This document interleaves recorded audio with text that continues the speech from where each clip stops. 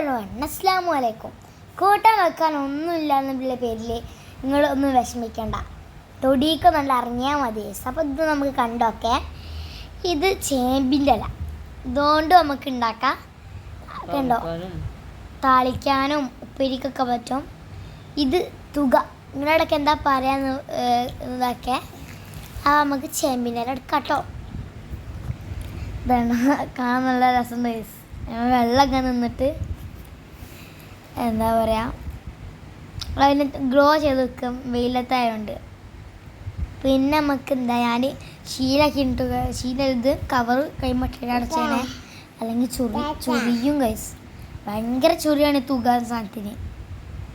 എന്താ അവിടെ ഇതുണ്ട്, കുറേ ഉണ്ടിട്ട് നിറച്ചുണ്ടവിടെ, തോട്ടം പോലെ ആയിട്ടുണ്ട് അവിടെ. അത് അമ്മ എന്താ പറയുക, വിത്തിട്ടിട്ട് ഇതൊക്കെ മുളപ്പിക്കൂലേ. പിന്നെ വേറൊരു ടൈപ്പ് ചീരയാണ് കേട്ടോ ഇത്. ഞങ്ങൾ തന്നെ വെച്ച് നോക്കിയിട്ടില്ല, ഞാനും കഴിച്ചില്ല ഇവിടെ. പക്ഷെ ഉണ്ടാക്കുന്ന സാധനമാണ് നമുക്കറിയാം. ഇത് മുള്ളച്ചക്കൻ്റെ അല്ലേ, ഇത് ഇതുകൊണ്ട് ഉപ്പേരിയൊക്കെ കഴിയില്ല. കോഴിക്കോട് നമ്മളെ വീട്ടിൽ കുറച്ച് കോഴിക്കളുണ്ട്. ഇതിന്റെ പേര് ഈജിപ്ഷ്യൻ ഫയോമിയാണ്.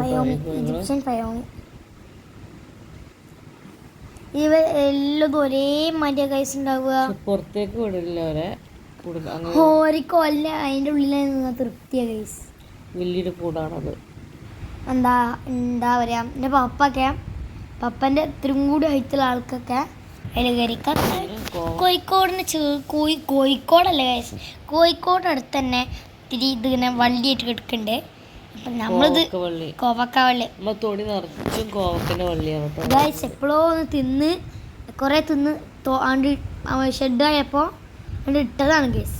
പിന്നെ നമ്മളെ വീട്ടിൽ കുരു നട്ടുണ്ടായ ഒരു റംബൂട്ടാനാണ്. ഇപ്രാവശ്യം നല്ലോണം കായ്ച്ചിട്ടുണ്ട് കേട്ടോ. വേനലിൽ ആയതാ ഗൈസ്, മഴ ചെയ്തപ്പോൾ ഉണ്ടാവായി. പിന്നെ ഇടയ്ക്കിടയ്ക്ക് വെയിൽ വരുന്നോണ്ട് അതുപോലെ തന്നെ നമ്മൾ നട്ടിട്ടുള്ള ബട്ടറിന്റെ ഇതായിരുന്നത്. കുറേ പുയുണ്ട് ഗൈസ്, കുറേ പുയുണ്ട്. പുയു ഉണ്ടാവലുണ്ട്. പിന്നെ ഇതൊക്കെ കഴിഞ്ഞതില് നല്ല പൂട്ടിയും ഗൈസ്. പൂട് മാത്രല്ല, വലുതല്ല, ചെറിയ ചെറിയ കായ. മാവും പിന്നെ ചാമ്പയ്ക്കും ബട്ടറും ഇവിടെ ഉള്ളൊക്കെ അമ്മ നട്ടന്നെയാണ്. ഒന്നുമില്ല, ബട്ടറും റംബൂട്ടാനൊക്കെ നട്ടതാണ്. അപ്പം ഏതായാലും ഇത് കാണിച്ചു കേട്ടോ. ഇത് ശരിക്കും ഈ തുക നമുക്ക് ഉപ്പേരി വെക്കാനും താളിക്കാനൊക്കെ ഉപയോഗിക്കാം. പക്ഷേ ഇത് ഞാൻ കേട്ടിട്ടുണ്ട്, ഇതൊരു തരം ചീരയാണ്. ഉപ്പേരി വെക്കുന്ന നല്ല വേവുണ്ട് വെച്ചാൽ, പക്ഷെ വെക്കുന്ന ഞാൻ കേട്ടിട്ടുണ്ട്. അതൊരു വെച്ച് നോക്കിയിട്ടില്ല. കോവക്ക അതും ഇതേപോലെ ഉപ്പേരി വെക്കാനും താളിക്കാനൊക്കെ ഉപയോഗിക്കും.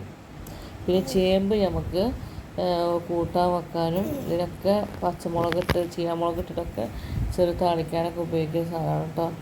അപ്പോൾ താങ്ക്സ് ഫോർ വാച്ചിങ്.